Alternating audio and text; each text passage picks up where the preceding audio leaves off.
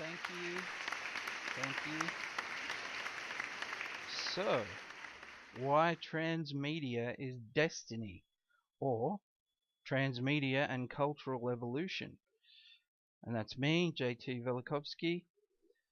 First of all, I just want to thank everyone for being here at the ANZCA2017 Communication Conference.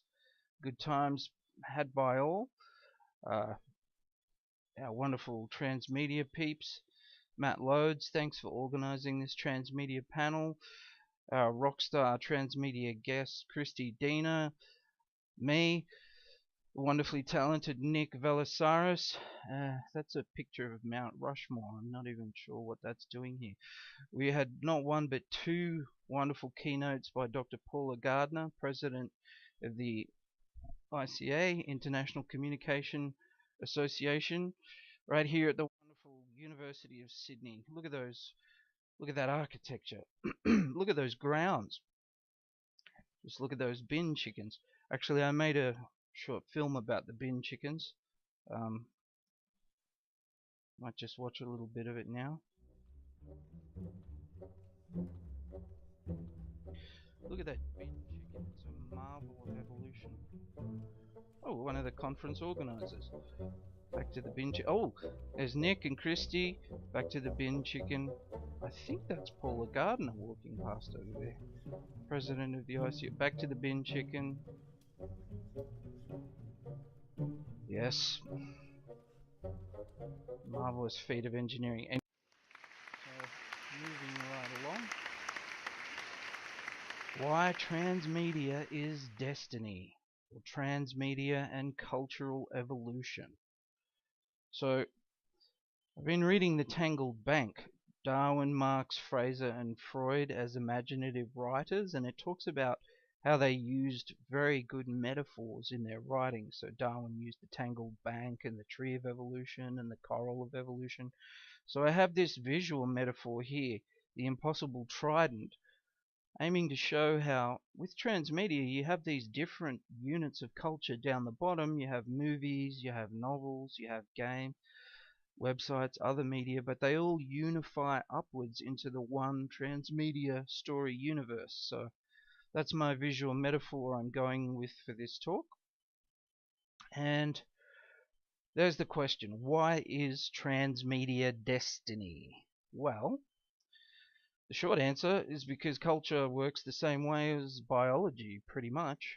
So if you have one biological unit, you can break that down into its smaller component parts, and these parts are also wholes, and they can be broken down into smaller parts, which are also wholes. And we can pretty much do the same thing with a unit of culture, whether it's a book or a movie or even a whole transmedia story. It breaks down into smaller parts, and funnily enough, the laws which govern each unit on the same level are the same, three laws. So the same three laws of physics or evolution governing the growth of biology and the growth of culture. And why? Because cultural evolution.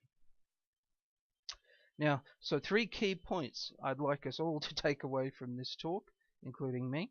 First of all, I've created an artificial writer computer program, so it's a movie and transmedia pitch generator. I'd like to invite everyone here to download it. It's an Excel spreadsheet, play with it for 5 minutes, and then if you like, become part of a study on computational creativity by filling out a 5-minute survey, whether you thought the robot writer came up with some better film ideas than some of the films you've seen. Second point, I have a new chapter that's just come out this month, July, in the Encyclopedia of Information Science and Technology, and it's called The Structure of the Meme, or the Unit of Culture. So this talk will tie those two things together because they're interrelated, mainly due to cultural evolution. And the third point is that both of these things, the robot writer and my encyclopedia chapter, are on my StoryAlity PhD website. So please go ahead and look at those blog pages, and if you feel so inclined, download the Robot Writer, have a read of the chapter, and let me know what you think. So, my PhD blog is StoryAlity.wordpress.com, and that's where you can download more about what I'll be talking about for the next hour. Now, to cut to the chase, why Transmedia is Destiny, why that title? Well, Nietzsche wrote Ecce Homo, why I am so wise, or why I'm destiny, as some of the chapters are called. No self-esteem problems for good old Fred Nietzsche there, unless he was being ironic and sarcastic, which he probably was.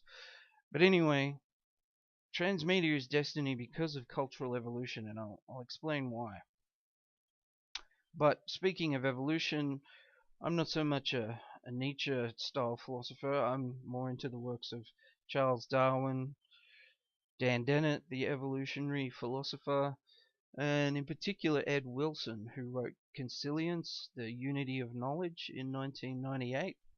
So my theoretical background is very much informed by these evolutionary thinkers. But Transmedia, what's up with that? What gives? Why do stories unify upwards into a whole, but also diversify downward into these separate parts? Well, we can think of examples of Transmedia. You have the Blair Witch Project with the missing posters and the movie and the Case Files book, or things like The Matrix with the movies and the games and the sequels and the Animatrix short movies, etc. Darkly Dreaming Dexter, the novel, which was adapted to the TV series, but we also had Dexter Game On, the video game, which expanded the story. And then you have Lost with all its transmedia narrative extensions, the novel Bad Twin, the Find 815 video game by Hoodlum in Australia. Even going back to the 90s and Twin Peaks with The Secret Diary of Laura Palmer and the Dale Cooper tapes. So what's with this? Why are these transmedia story units pretty much breeding like rabbits? Is Fibonacci to blame for this? Is this something to do with, biological evolution and the Fibonacci sequence? Who knows? The thing is, you can use the example of Game of Thrones, of course. So we have the novels by Germ, George R.R. Martin, then the adaptation into the Game of Thrones TV series, and the website with all these transmedia extensions, user-generated content and maps of Westeros and all the different localities and characters. What's with this? Why do stories and culture generate and replicate like this and spread into other media? What's with this unity upwards and diversity downwards, to use my visual metaphor again? Even when you have a website, you've still got the unity upwards into the one transmedia story universe, but the diversity downwards. And I do notice diversity is one of the key themes for this year's ANZCA2017 conference, so no one can say I'm being off topic. So, I'll tell you why. In this book, This Will Change Everything, Ideas That Will Shape the Future, edited by John Brockman, there's a chapter by Scott Sampson, the evolutionary biologist, and I'm going to read the whole quote. Evolution changes everything. Evolution is the scientific idea that will change everything within the next several decades. Today, the commonly accepted concept of evolution is extremely narrow, confined largely to the realm of biology, and a long-standing emphasis on mutation and natural selection. Yet, science has also begun to explore another key element of evolution, unification, which transcends the biological to encompass the evolution of physical matter, and, I suggest, cultural evolution. The numerous and dramatic increases in complexity, it turns out, have been achieved largely through a process of integration with smaller wholes becoming parts of larger wholes. Again and again we see the progressive development of multi-part individuals from simpler forms. Thus, for example, atoms become integrated into molecules, molecules into cells, and cells into organisms. So that's a quote from Sampson in that evolution changes everything. So we have the unity upwards and the diversity downwards. So it's an evolutionary thing. At this point, I should point out I do have a plan for what I'll talk about this hour. Why the title? We've already covered that. I'll give a definition of transmedia that comes from my article in the Encyclopedia of Information Science and Technology. I'll talk about the Robo-Raconteur artificial writer computer program and invite everyone to participate in the ongoing survey about computational creativity. I'll talk about Consilience, the unity of knowledge, which is my philosophical and theoretical background. I'll talk a bit about the scientific study of creativity, which ties into Consilience.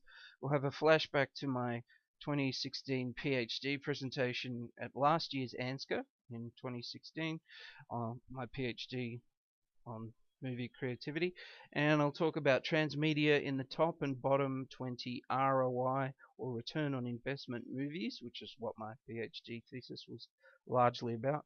I'll talk about cultural evolution some more, and that will lead us to why transmedia is destiny. Oh look, there's my visual metaphor, the impossible trident again. So, I have this chapter out now in the Information Science Encyclopedia of Info Science and Tech. The structure of the meme, or the unit of culture. So in that article, we were asked to provide 10 definitions of the terms that we used, and so I had to define transmedia. So this is the definition I'm using: a narrative extended across more than one media. So, for example, across a movie and a novel, or a video game, a non-fiction documentary, and so on. Probably important to clarify, adaptations of a narrative from one media into another, for example, adapting a Harry Potter novel to a Harry Potter film, and also prequels and sequels in the same media, so think all the Star Wars movies, are not transmedia. And I found about 9 definitions of transmedia in the literature, so I cite all the other transmedia definitions in the article. So by all means, have a read of the structure of the meme, the unit of culture, in the Encyclopedia of Information Science and Technology. Now, so biological evolution versus cultural evolution. On large scales, plants and animals evolve with according to a tree structure. So this is from Darwin's On the Origin of Species, 1859.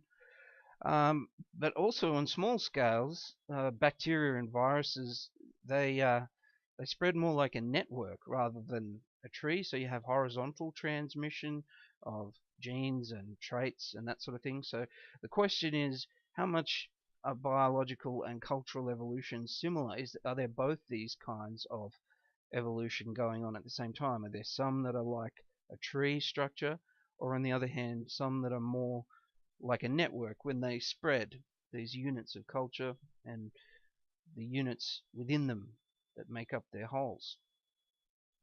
Well, so here's one analogy from looking from biology to culture. The difference here between transmedia and adaptation is transmedia is vertical transmission and adaptation is horizontal transmission, or copying and replication. So you can see more of that diagram on my PhD blog, the URL at the bottom there. But just to zoom in on that diagram, so looking on the green axis, going vertically, so you have chapter 1, which is a novel. Dropping down a level, you might have chapter 2, which is a movie. So this is episode 1 or episode 2 of the same transmedia story, so it's telling them across media. Chapter 3 might be a game, chapter 4 maybe a comic or something. By contrast, the red one in the middle there, that movie, it wasn't transmedia, nor was it adaptation or a sequel or a prequel, because its contents didn't get copied or replicated, either in the same media or another media, so that line of descent pretty much went extinct or became archive. Whereas the others, because they're being transmitted vertically, are still alive, so to speak, so they're what we call canon instead of archive, which are things that are extinct or forgotten in culture. Whereas on the other hand, looking at adaptation on that horizontal axis, if you have a novel, and we call that chapter 1 or episode 1 of the story, but if you then have an adaptation of that into a movie, it's still chapter 1, and if you adapt it into a game, it's still chapter or episode 1 of the same story. Same for a comic. So adaptations wouldn't, in this schema, wouldn't be considered transmedia. Just to make that distinction. I like maths, so I think everything can be reduced to maths and then expanded back out to culture. So I like definitions so that we're clear on what we're talking about when we talk about things like transmedia. So I have this chapter, as I may have mentioned, and let's look again at that analogy. So you can break biological units down into smaller parts and then reassemble them using synthesis back into the whole. So too with culture, because of the evolutionary algorithm, to be more precise. So now, a bit of a flashback here to last year's ANZCA Communications conference at the beautiful Newcastle University, creating space in the fifth estate. That was a fantastic conference too. In the top right, there's me with Julian and Mel as Julian as a telepresence robot.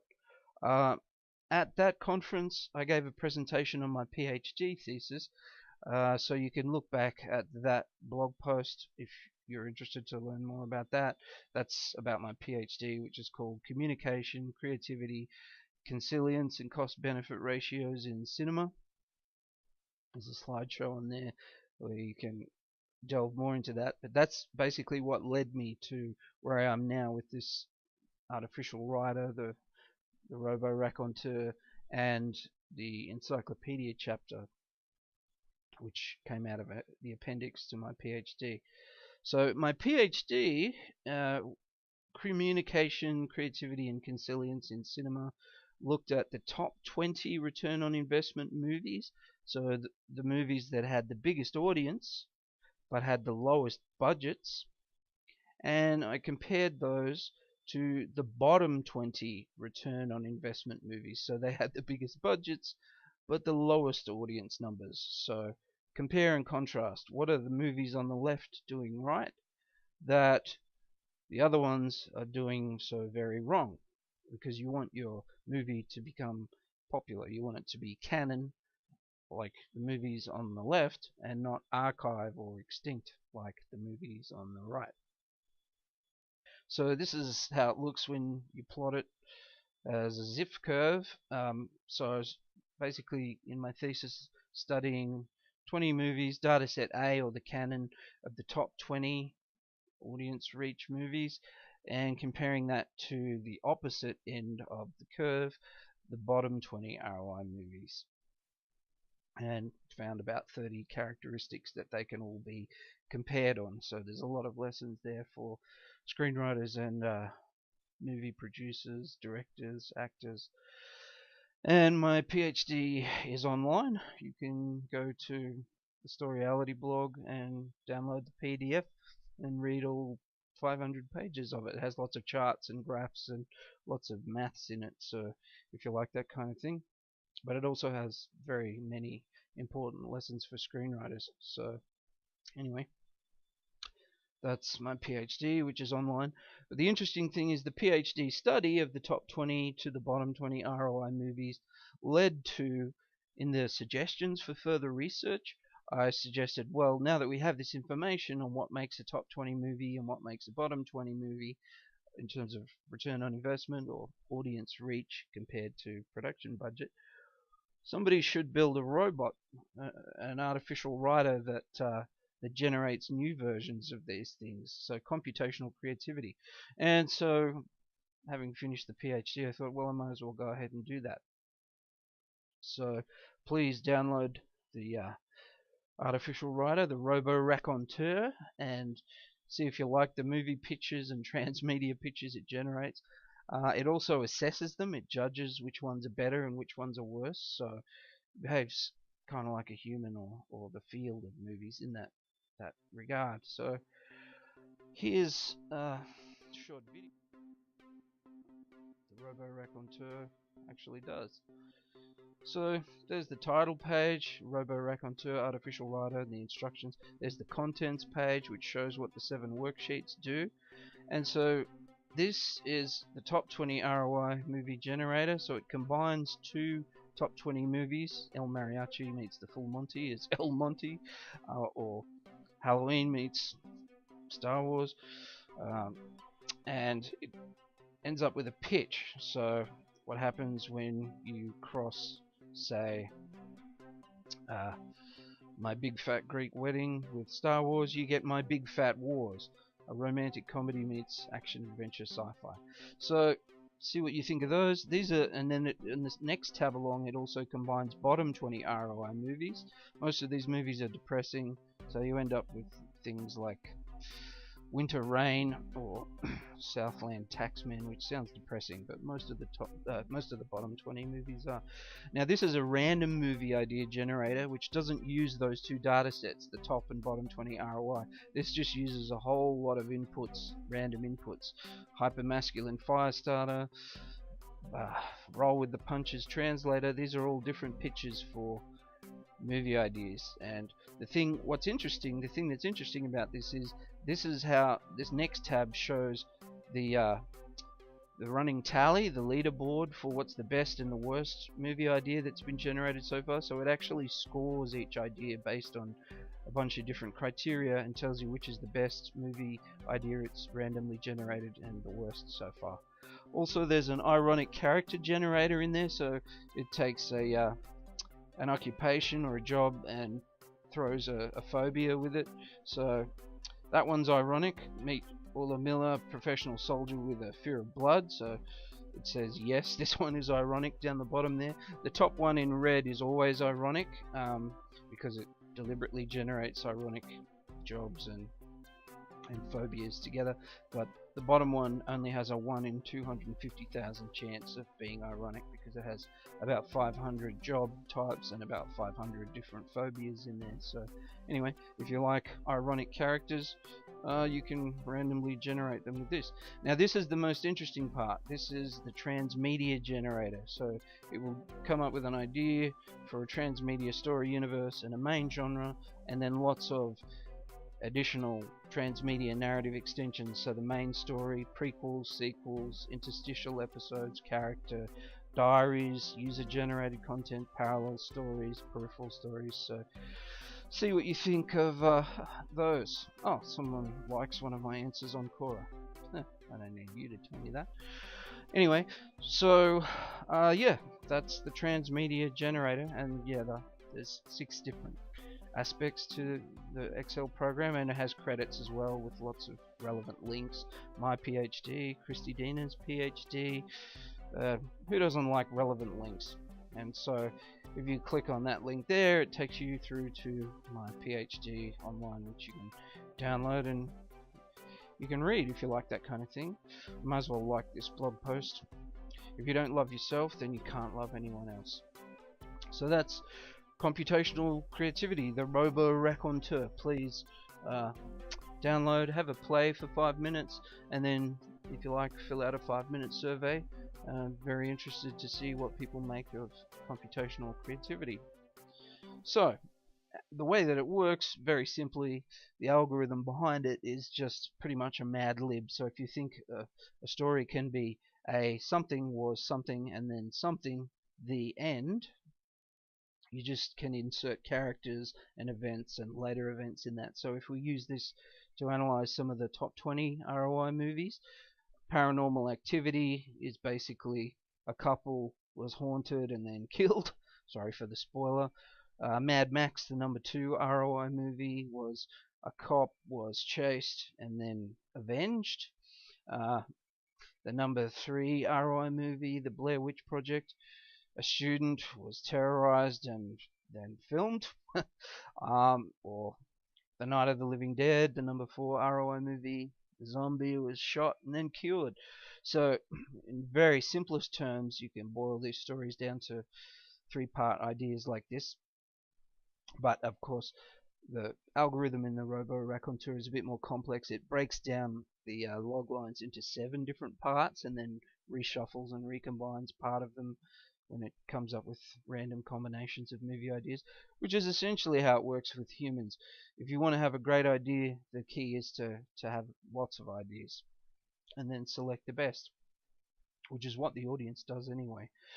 So, all this is on my PhD research weblog, StoryAlity.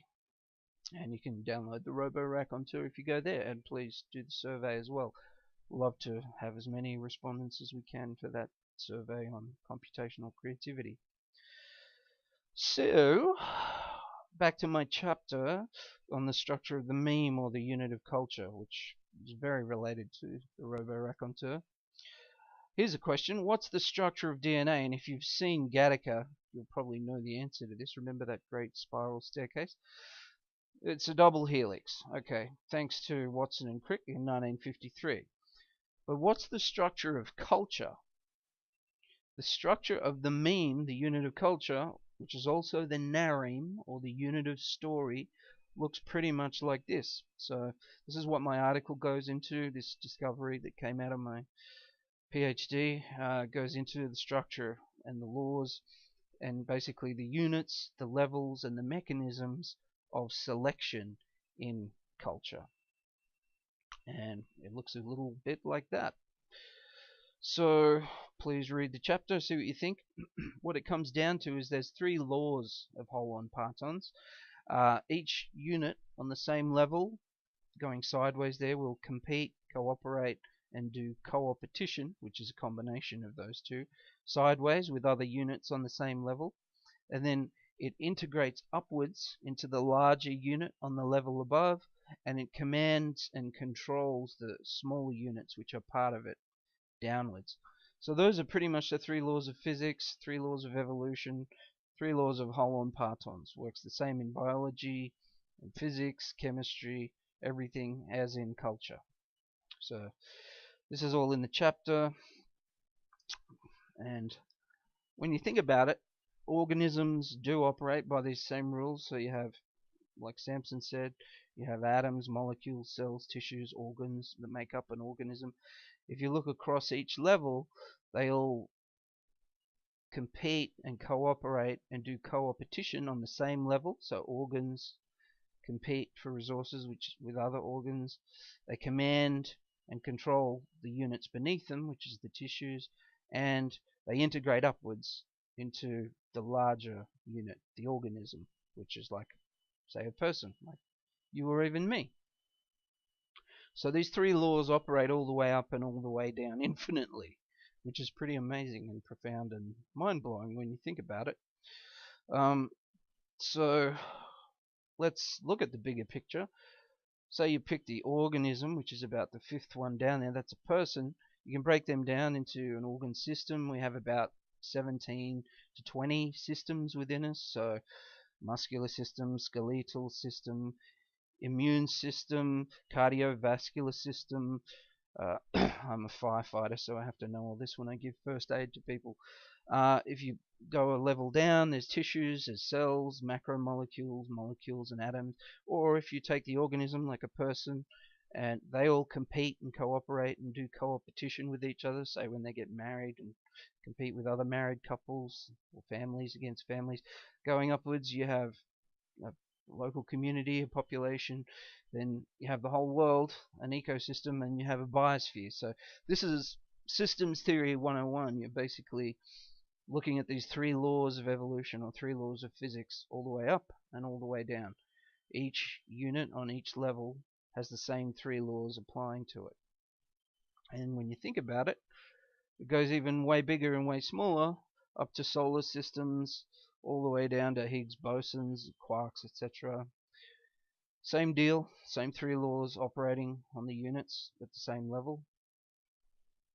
Even bigger, you can go up to not just the universe, but this same principle would imply that there is a multiverse, and that we're simply the one that we live in, obviously, the anthropomorphic angle.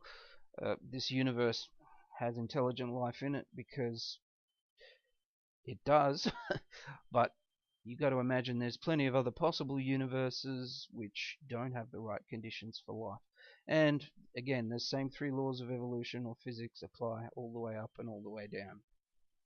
This is all in my chapter.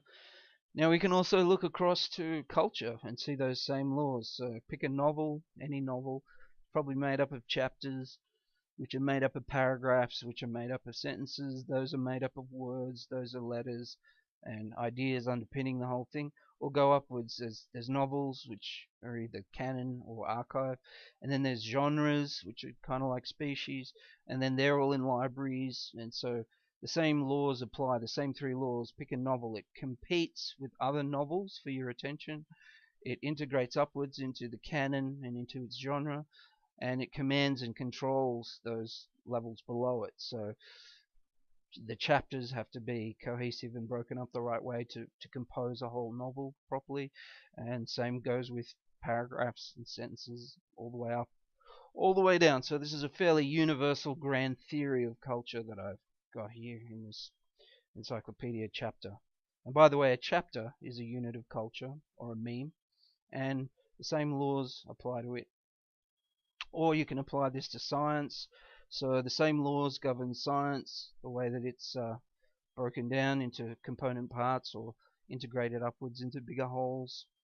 And you could do the same with religion. So you can do this with everything and anything in culture. The same laws apply. Compete on the same level, integrate upwards, command and control downwards. On every level, works the same way. We can do it with a film, which I did in my PhD thesis, and that's what started me thinking along these lines. So you have a whole film, or a story, a screenplay. You can break that down into acts, which compete with each other. Break those down into sequences, scenes, and shots, and smaller things. But the same three laws apply all the way through culture as apply through biology. So it's just evolution, baby, as the famous philosopher Pearl Jam once said. So why is it then in transmedia that you could have a novel, but it could expand out into this transmedia universe? Well, there's all these units on the same level competing for attention, but they unify upwards into an integrated transmedia story universe. It's kind of an inevitable evolutionary law over time. So this is in that chapter, which you can access on my website. Please read and tell me what you think. It's a pretty major theory. If it's right, that's kind of a big deal, and it helps people with their creativity. So it's my gift to the world, except the chapter costs $30, which I don't get, by the way. The publisher gets it, but academic publishing is like that. Information kind of wants to be free. I highly recommend the chapter to you. I commend it to you, in fact. But so, no, seriously, why do these transmedia story universes, these units of culture, form this way? Well, you can break a novel down into using those same three laws: chapters, paragraphs, sentences, words, letters, ideas. You can break games out the same way. My chapter goes into this, I won't go into it. You can break movies out. Those same three laws of holon partons operating on all the levels. They compete sideways, integrate upwards into the bigger whole, and command and control the smaller units on the level below that compose them. Same with web series or any other media you can think of. So why does this happen? Well, in biology, you have, an organ system made up of 17 systems, and they can be broken down according to these same laws. So what we're really talking about here is systems theory. Systems made of smaller systems, which are made of smaller systems, or bigger if you want to go upwards, infinitely up or down. So the books that are informing this scientific model is, first of all, Consilience by Ed Wilson, 98. Introduction to Systems Philosophy by Ervin Laszlo, which had a big influence on my PhD PhD thesis.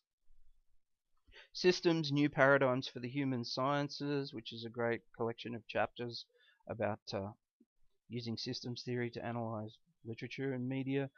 The Systems Model of Creativity, which also had a huge influence on my PhD thesis.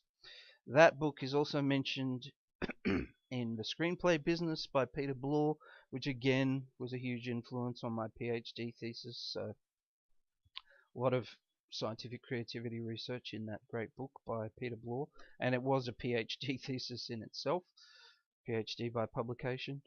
Another huge influence, Evolution, Literature and Film, A Reader, which is a collection of the best past 10 years of consilient writing about all this kind of thing. And the two books, Sapiens and Homo Deus by Harari, which follows on in a consilient manner, using evolutionary models to look at history. So, quick primer on systems theory. Systems pretty simple. You've got a black box with inputs, then an algorithm in the system does something, and you've got an output, and you've got a system in its environment. So this applies to biology and to culture. If you know what's inside the system and what algorithms it's running, then it's a white box. And basically, organisms are algorithms, which is pointed out very clearly by science in Harari's Homo Deus, which came out this year. Great book. So that's systems in their environment. You're a system, so am I, and so is the biosphere, so are atoms. So all this is in that chapter, the structure of the meme or the unit of culture, and in the Encyclopedia of Info Science and Tech. I commend it to you again. This is one cool thing that's in there. So I break down this sentence, or this paragraph. The holon parton is the structure of the meme, the unit of culture, just as letters are holon partons, units that make up words. Words are holon partons that make up clauses. Clauses make sentences. Sentences make paragraphs. Paragraphs make chapters. And chapters make units as books. Books make up genres, and genres make up libraries. All of these holon partons are structured into holarchies by the three of the laws of evolution. And so what I've done there is break it down into the units. So you've got some letters, some words, some sentences, paragraphs highlighted, just to give a sense that pretty much everything we do in culture is governed by these laws. So what does that tell us about creativity and how to do it? It tells us a lot. Anyway, that's all in the chapter. By all means, read it. What's interesting is I think this chapter answers at least 3 of the grand challenges for cultural evolution, which was a research report done last year by the Society for the Study of Cultural Evolution. Joe Brewer and all his esteemed colleagues published this report. So I think this chapter has some answers for several of the grand challenges for cultural evolution. The Cultural Evolution Society is something you should know about. You can join the society. It's free to join, and it's basically a society that's trying to understand culture in these terms and how we can do it better. So the CES. Now, speaking of systems, and here's the systems model of creativity. So it's the domain, person, field, interaction systems model of creativity, which is by Csikszentmihalyi in Simonton's The Wiley Handbook of Genius, 2014. So you have new recruits that come along on the bottom right with their genetics and environment. If they produce a novelty, a new idea or process or product, a new unit of culture, and if it goes across to the left and the gatekeepers in the field for that domain in culture like it, in society. Then they select a novel to be part of the canon in culture, and the cycle continues. We remember these books, we reprint them, they're popular, we teach them, everybody reads them and knows them, and they keep getting recommended by word of mouth, etc. And the cycle goes around and around and around in an evolutionary spiral where culture builds on itself. On the other hand, you also have some books and ideas and processes and products and movies and games that aren't selected by the field and become extinct or go archive. Anyway, that's the systems model of creativity, which underpins my thesis and the chapter. It came out this month. This is a less simple diagram of the same principle. So you have an individual on the bottom right, might be a writer, filmmaker, comes up with an idea for a movie. Nuns with guns, why not? If the field likes it, they make it into a movie, and the film industry then, and the audience in general, critics included, may like it, and it becomes part of the canon or the domain of films. And the domain of films up top there is just all the knowledge, all the books and websites, all the films, all the courses, everything, and the cycle repeats. So the good old evolutionary systems model of creativity. So here's a little film about that.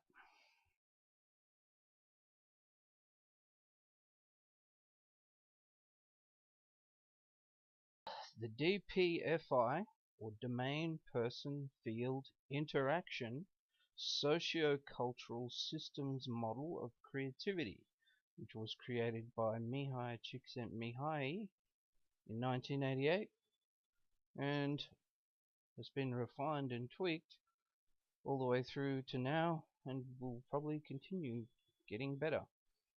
Animated by me. Oh, there it is. The DPFI Socio-Cultural Systems Model of Creativity.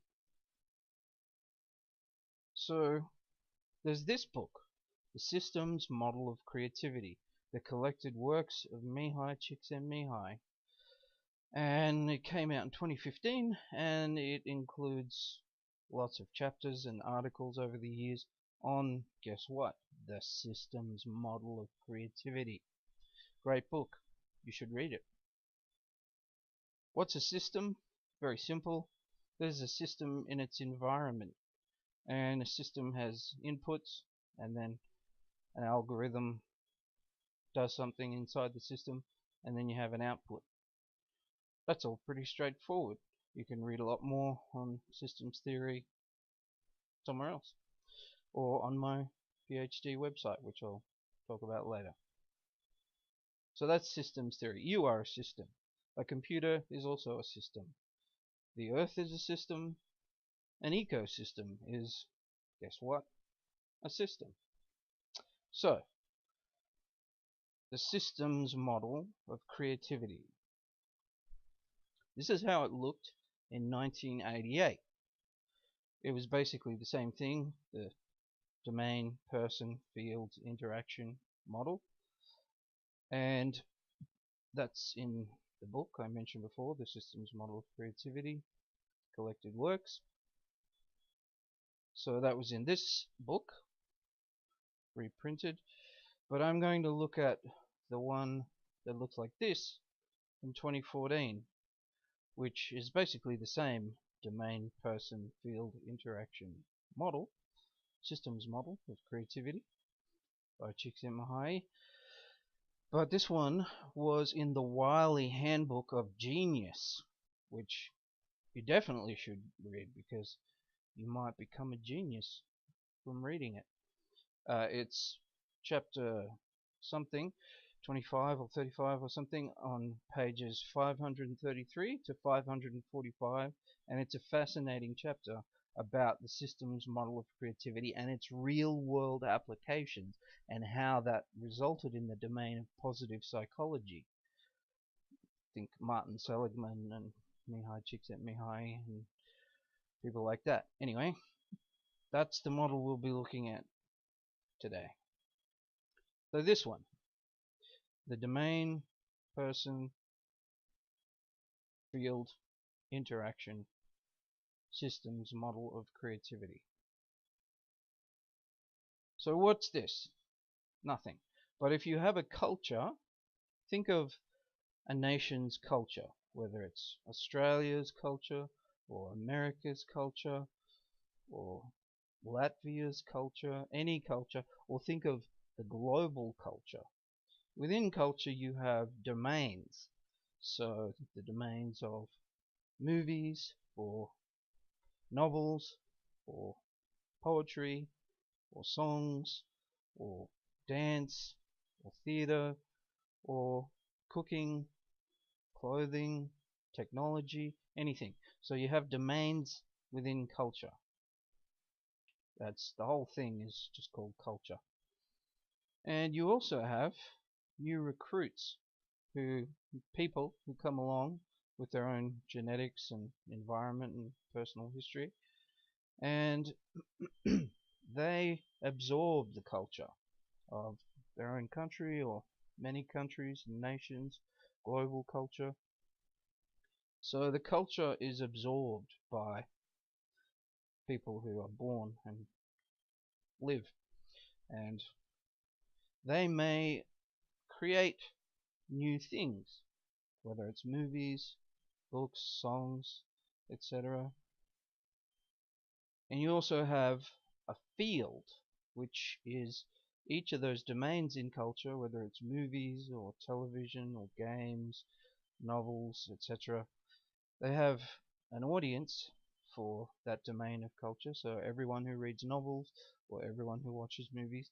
So you have the broad audience, but you also have that field subdivided into, say, novices or amateurs and experts or professionals and critics in society. So you have the culture, which is absorbed by the new recruits. If they produce a new idea or a new thing, new idea or process or product, such as a movie, then if the field of movies, say, likes it, they will select that novelty and it becomes part of the culture.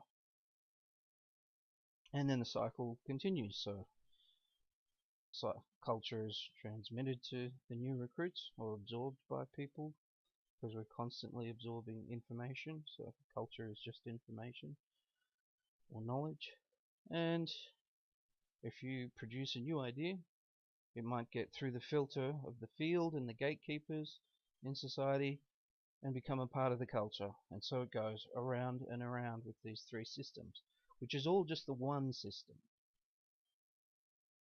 So, but what happens if the new recruits, some new person, produces a novelty, a new idea, but the field and the gatekeepers and the critics and the audience doesn't like it and rejects it instead of selecting it?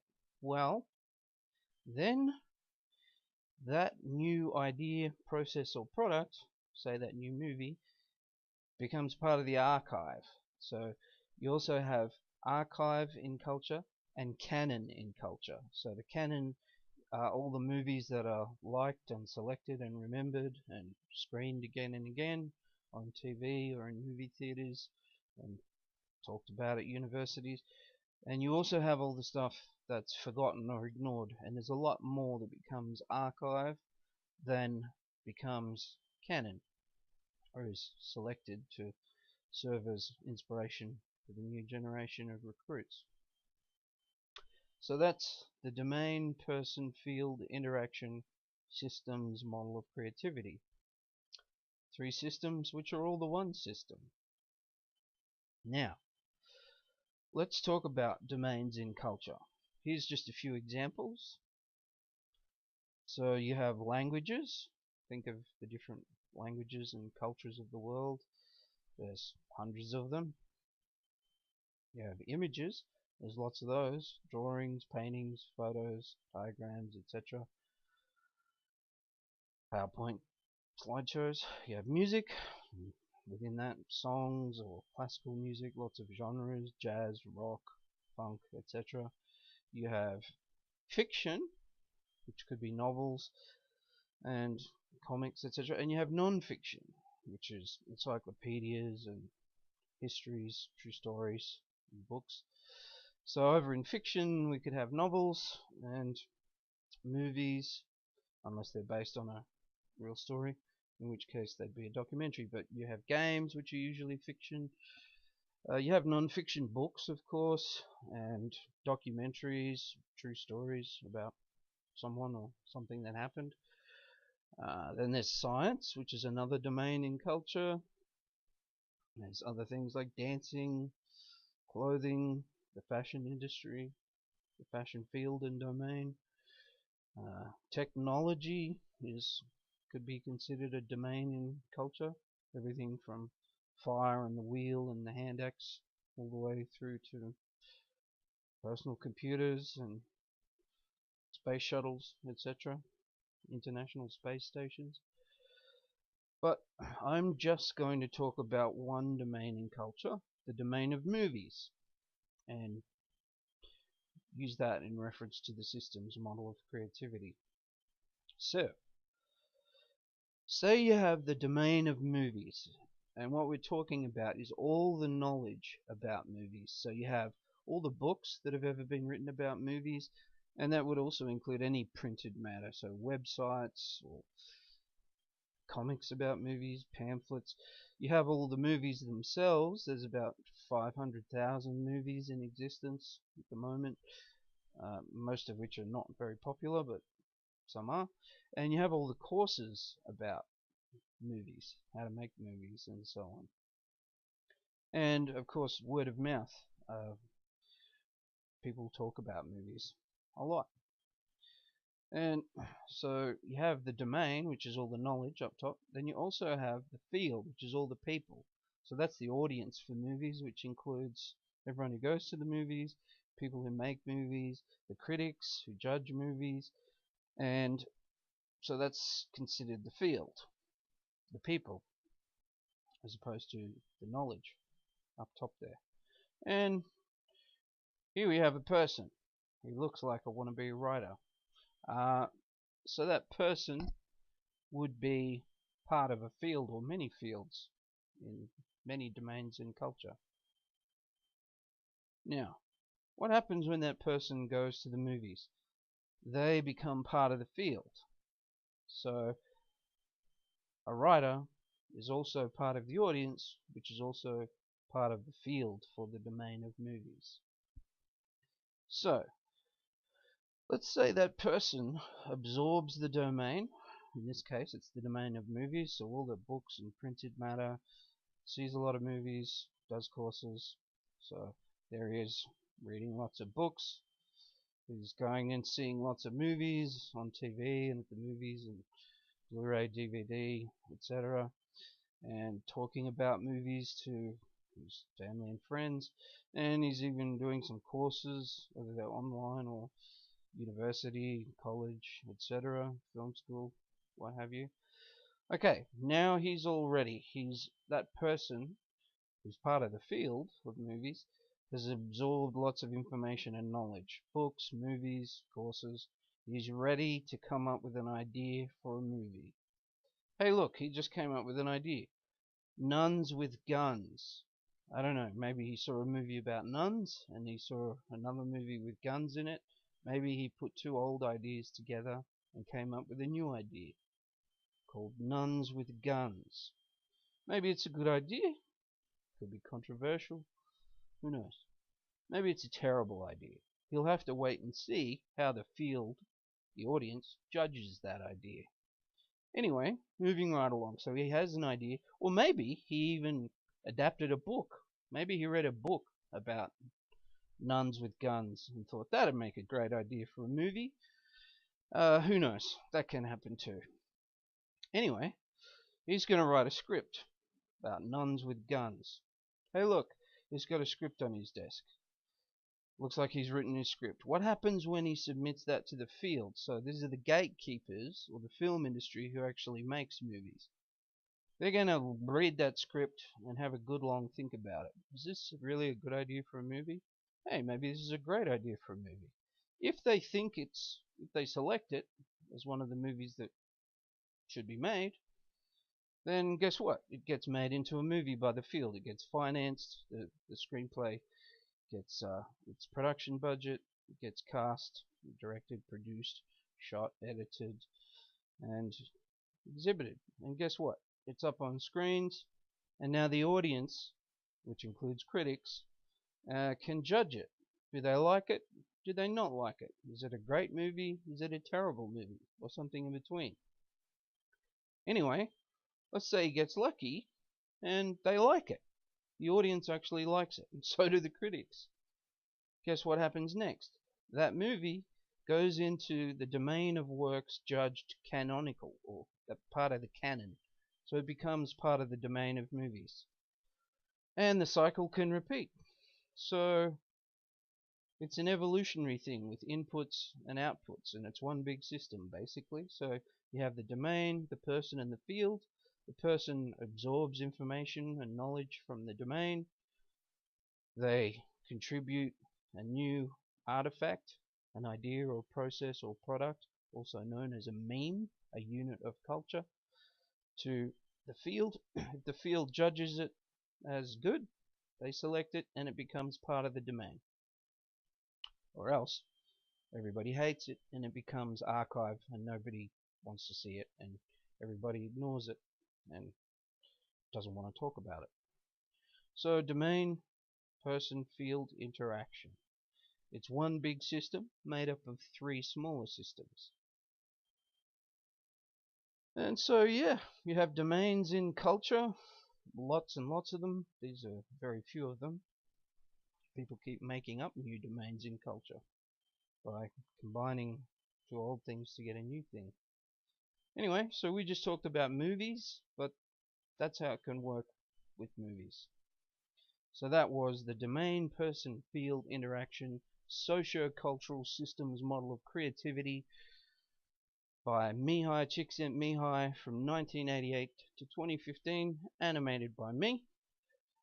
And excuse me, see my PhD blog, which is called StoryAlity, for more at storyality.wordpress.com.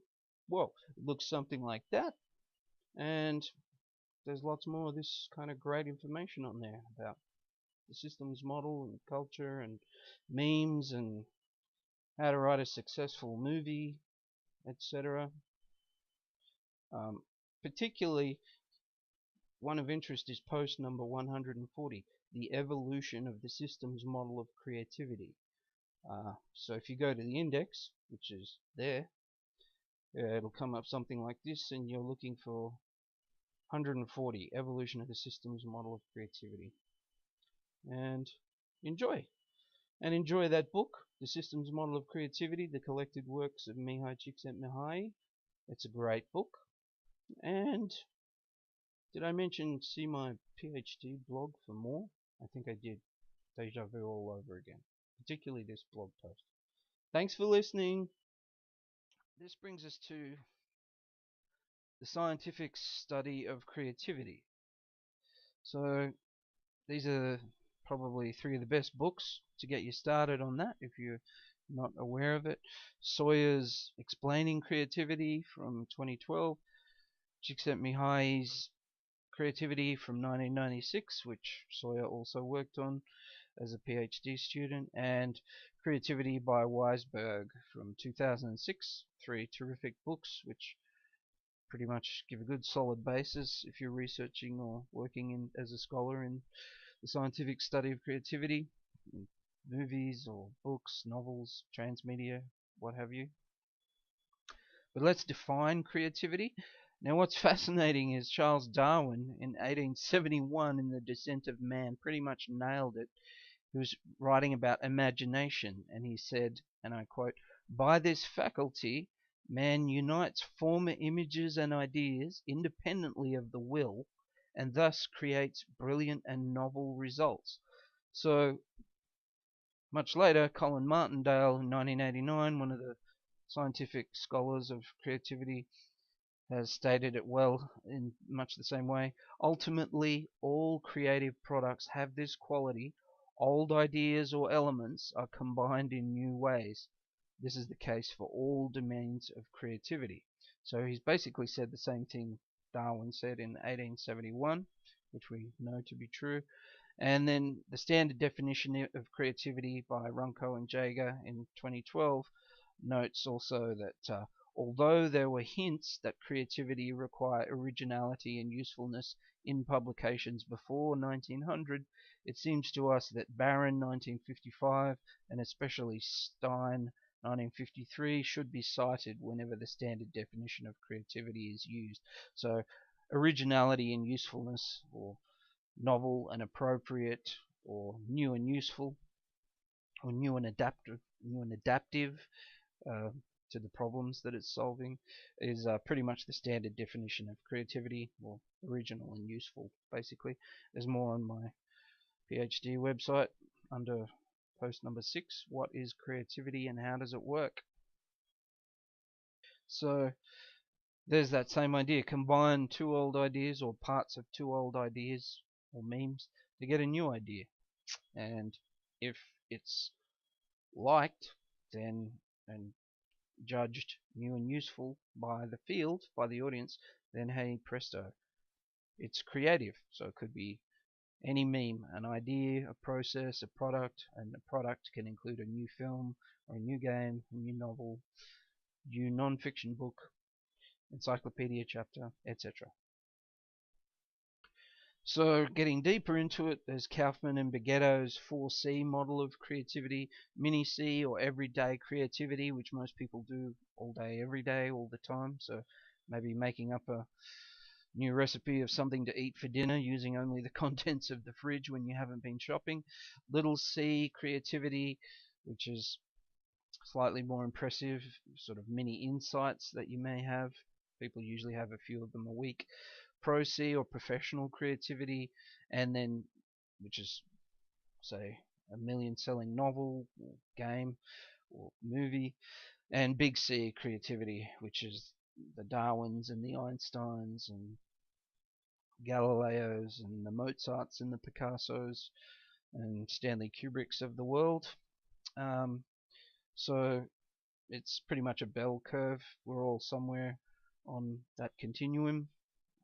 And in the encyclopedia chapter, I also break down canon, or the works judged creative, into 7 different types of canon, or categories of canon. So you have classic works, which overlap, which are several other things overlapping, which is popular and critically acclaimed and award-winning, viral, avant-garde, or cult status. So those are all the different types of canon. And then you have the archive, or the things that are not judged creative,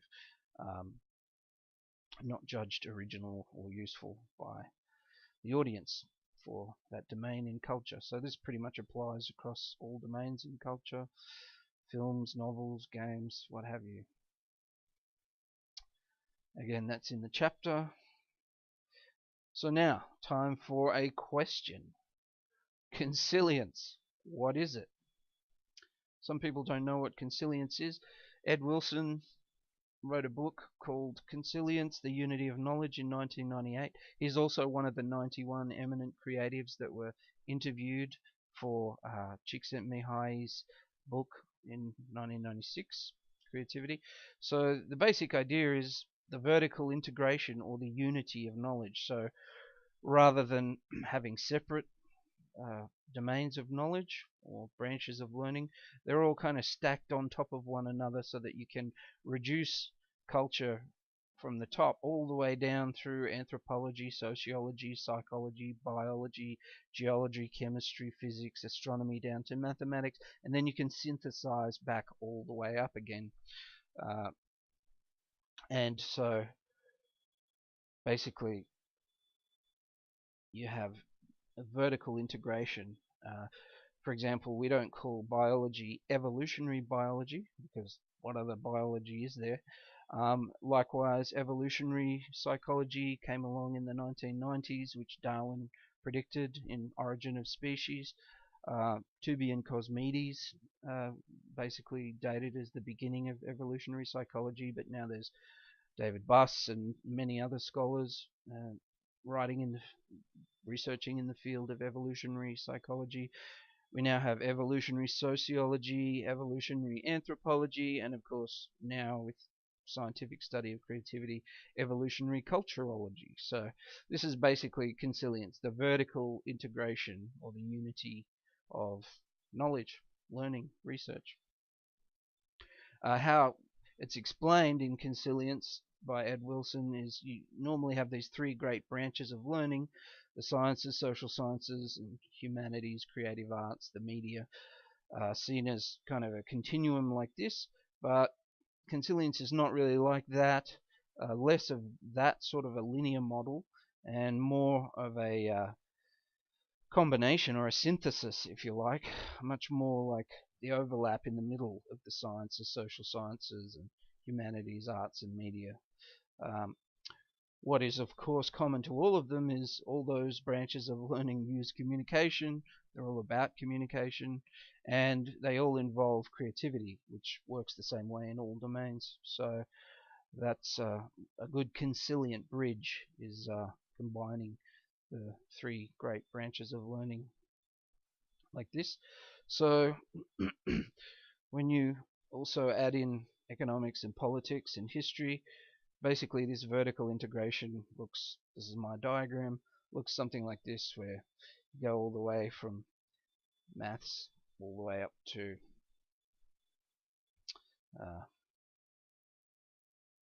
culturology. So as I mentioned, very influenced by Darwin, guys like Dan Dennett, Ed Wilson with Consilience. Here's a picture of me trying to look like a greybeard like Dennett or Darwin or someone. That's me when I'm anonymous. I don't know who that guy is. Here's, I have to talk about myself now. That's what that photo was supposed to remind me of. Here's some of the different media I've worked on over the past 20 years or so. I've created, co-created movies, video games, novels, comics, songs, non-fiction books. This is just a selection, some selected highlights. These are on my Transmedia writing blog, which is separate to my PhD blog. So StoryAlity is my PhD research website, and then there's my Transmedia writing blog. So working over the last 20 years or so across all these different media has always had me thinking, what is the unit of culture and what are the laws that govern their operation in cultural evolution. So here's one example of transmedia that I worked on. Everyone knows the Looney Tunes short films, the classics from the 1950s that have been played on TV since forever, or since the 50s when they were made. So in 2007 we made a comic, which a DC Comics backstory about the Looney Tunes characters as kids, and that led indirectly to the video game Looney Tunes Acme Arsenal, which I was a game designer and writer on, and sold 1 million copies on PlayStation 2, Wii, and 360. Very few games sell 1 million copies apparently, so I guess it's considered canon. But that's an example of a transmedia narrative extension that I've worked on, and I published academically on transmedia, so looking at transmedia in the top 20 return on investment films in this conference proceedings from IDNet Transmedia conference a few years ago. Christy also has a chapter in this volume. My chapter was looking at how many of the top 20 return on investment movies that I was studying in my thesis were transmedia on launch. So basically these two, the Blair Witch Project, which had the missing posters, and The Devil Inside, which had lots of fake TV news clips and media stories.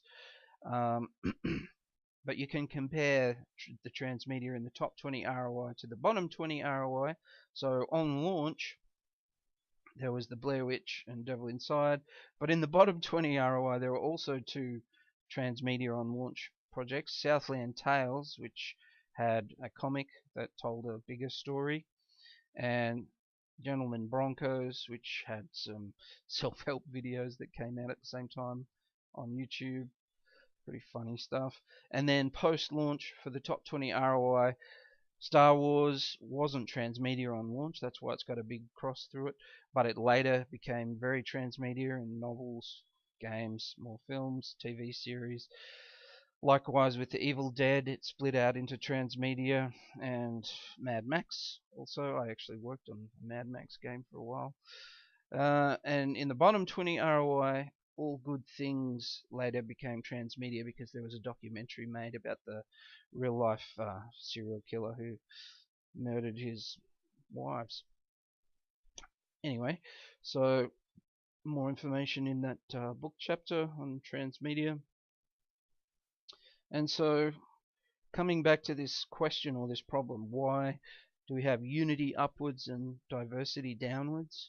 What is it with these laws of cultural evolution? Well, so basically in Consilience, Ed Wilson suggests that the laws of physics, or the laws of evolution, operate all the way up from physics right up to culture and throughout the cosmos.